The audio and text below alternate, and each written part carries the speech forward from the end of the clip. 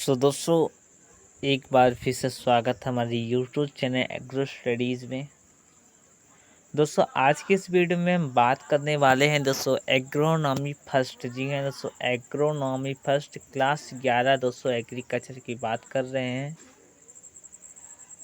Video शुरू करने से पहले मैं दोस्तों आप सभी को बता दूं, यदि आपको दोस्तों हमारा प्रीमियम वर्जन ऑफलाइन बेस से जुड़ना चाहते हैं तो दोस्तों आप सभी लोग जुड़ सकते हैं। बेहतरीन ऑप्शन आया है दोस्तों। मैं आप सभी को बता दूं, जो हमारा प्रीमियम वर्जन जो ऑफलाइन बैच है वह दोस्तों मात्र 25 रुपये का है, जिसमें दोस्तों केवल एक सब्जेक्ट की बात कर रहे हैं। केवल एक 25 रुपये का जो हमारा है वो 25 रुपये का से केवल एक सब्जेक्ट के बारे में फुल डिटेल्स में नोट्स के बारे में बात करूँगा। दोस्तों मैं आप सभी को बता दूँ, बहुत ही अच्छे अच्छे नोट्स आपको प्रोवाइड किए जाएंगे। यदि दोस्तों जुड़ना चाहते हो तो आप सभी लोग जुड़ सकते हैं। यदि जुड़ना चाहते हैं तो दोस्तों आप सभी लोग कमेंट कीजिएगा, दोस्तों मैं आप सभी को बता दूंगा। ठीक है, तो दोस्तों वीडियो पर बने रहिएगा। तो दोस्तों वीडियो को शुरू करते हैं। तो दोस्तों एग्रोनॉमी फर्स्ट की बात कर रहे हैं। तो दोस्तों मैं आप सभी को बता दूं, यदि आप यूपी कैट की तैयारी कर रहे हैं तो आप लोग दोस्तों इसे ज़रूर पढ़िएगा। ठीक है, जो बता रहा हूँ। तो दोस्तों सबसे पहले देख लेते हैं, जो हमारे सर एडवर्ड, ठीक है, एल्बर्ट हार्वर्ड थे, उन्हें दोस्तों आधुनिक जैविक कृषि का जन्मदाता कहा जाता है। एग्जाम में पूछा जा सकता है कि सर एल्बर्ट हार्वर्ड को क्या कहा जाता है। तो दोस्तों आधुनिक जैविक कृषि का जन्मदाता कहा जाता है। इस प्रकार से भी क्वेश्चन पूछा जा सकता है कि आधुनिक जैविक कृषि का जन्मदाता किसे कहा जाता है। तो सर एल्बर्ट हार्वर्ड को कहा जाता है। अब दोस्तों आप सभी लोग बोलेंगे कि जैविक कृषि क्या होता है। तो दोस्तों मैं आप सभी को बता दूं, जैविक कृषि उसे बोलते हैं जिसमें रसायन, कीटनाशक आदि दोस्तों जो हानिकारक जो दोस्तों जो होते हैं, ठीक है, उनका प्रयोग ना करके जबकि दोस्तों जैविक रूप से मतलब खेती की जाती है, उसे हम जैविक कृषि बोलते हैं। आशा करता हूँ आपको समझ में आ रहा होगा। तो दोस्तों आगे बढ़ते हैं। तो दोस्तों मैं आप सभी को बता दूँ, जो सर एल्बर्ट हार्वर्ड थे, उन्होंने दोस्तों इंदौर विधि को दोस्तों प्रकाशित किया था। यह दोस्तों जैविक कंपोस्ट बनाने की विधि थी। इनमें दोस्तों क्या हुआ था, इन्होंने पूसा समस्तीपुर में, किसमें, कहाँ पर दोस्तों, पूसा समस्तीपुर बिहार में माइकोराइजर जैविक कंपोस्ट बनाने की विधि विकास किया था। ठीक है, विधि का विकास किया था। अगला था हमारा केचुए द्वारा खाकर बनाई गई खाद को वर्मी कंपोस्ट कहा जाता है। दोस्तों एग्जाम में पूछा जा सकता है कि वर्मी कंपोस्ट किसके द्वारा तैयार किया जाता है। तो दोस्तों वह केचुए द्वारा तैयार किया जाता है। आप दोस्तों मैं आप को बता दूं कि ये जो क्वेश्चन पूछे जाएंगे आपके एग्जाम में, वह दोस्तों केवल only one objective type question में पूछे जा सकते हैं, या फिर आपके निश्चित उत्तरीय प्रश्न में पूछे जा सकते हैं, जिनमें दोस्तों आपका उत्तर एक वाक्य में देना होता है। ठीक है, तो दोस्तों आगे बढ़ते हैं। इसके बाद हम देख लेते हैं, जो वर्मी कंपोस्ट में पौधों के लिए आवश्यक पोषक तत्वों के अतिरिक्त विटामिन, हार्मोन तथा फसलों में वृद्धि उत्तेजन भी पाए जाते हैं।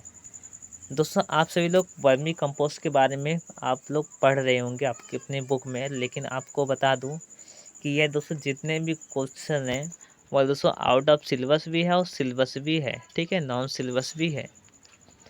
तो आप लोग पढ़ते रहिएगा, क्योंकि दोस्तों जो बोर्ड एग्जाम होता है वह दोस्तों आउट ऑफ सिलेबस भी बनाता है। तो दोस्तों आउट ऑफ सिलेबस को भी कवर करना आपको ज़रूरी है। यदि दोस्तों आपको सिलेबस में मतलब कवर करना है तो कमेंट में कर दीजिएगा। ठीक है, तो मैं सिलेबस के बारे में मतलब जितने सिलेबस में है, जितने आपके बुक में है, उनमें मोस्ट इम्पोर्टेंट बताऊँगा। ठीक है, तो इस प्रकार से अगला हमारा आता है जो कंपोस्ट होता है, यानी जो वर्मी कंपोस्ट होता है, वो हमारा 40 से 45 दिन में बनकर तैयार हो जाता है।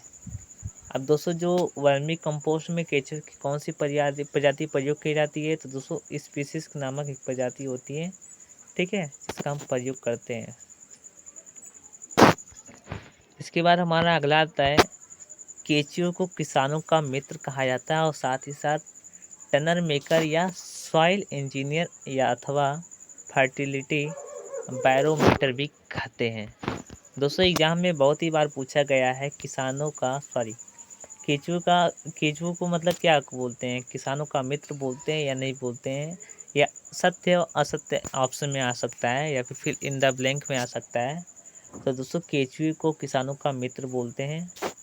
अब किसानों का मित्र किसे बोलते हैं? केचुए को ही बोलते हैं। या फिर प्रकृति का हलवाहा किसे कहते हैं? तो दोस्तों केचुए को ही प्रकृति का हलवाहा कहते हैं।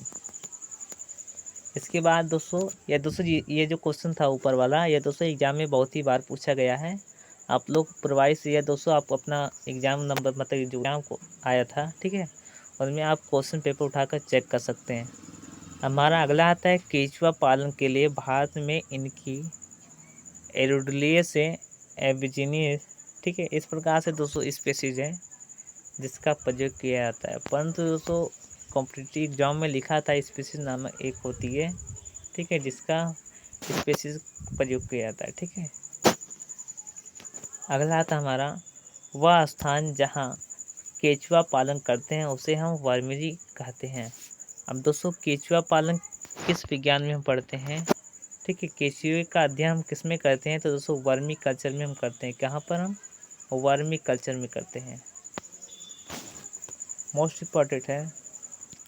अब दोस्तों देख लेते हैं केचुआ बनाते समय उसमें यदि सुपर फास्फेट उर्वरक मिला दिया जाए तो तैयार कंपोस्ट को सुपर डाइजेस्ट कंपोस्ट तथा यदि नाइट्रोजन स्थिरीकरण जीवाणु मिला दिया जाए तो उसे एजबो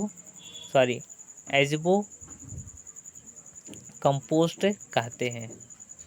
तो आप लोग दोस्तों मोस्ट इम्पॉर्टेंट है, याद कर लीजिएगा। मैं आपको नोट दे दूंगा, ठीक है, नोट्स दे दूंगा, आप लोग याद कर लीजिएगा।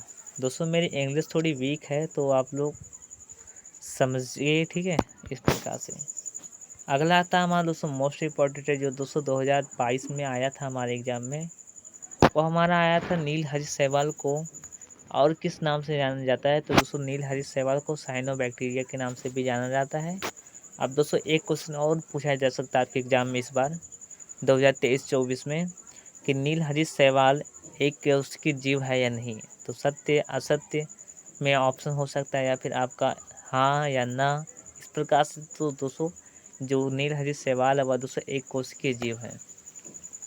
अगला आता है हमारा मोस्ट इम्पॉर्टेंट है हमारा वे अवशोषी पदार्थ जिनका CN अनुपात यानी कार्बन और नाइट्रोजन अनुपात 30:1 से अधिक होता है, जैसे सेल्यूलोज, लिग्निन आदि डंठल, ठीक है। इस प्रकार से उनमें सड़ने की दर धीमी होती है, जबकि वे पदार्थ जिनका अनुपात इनसे कम होता है जैसे दलहनी फसलें, उनके सड़ने की दर तीव्र होती है। दोस्तों जो दलहनी फसलें होती है आप सभी लोग जानते ही होंगे, यदि दोस्तों दलहनी फसल जो होती है उन्हें दोस्तों आप तोड़ लिया जाए, ठीक है,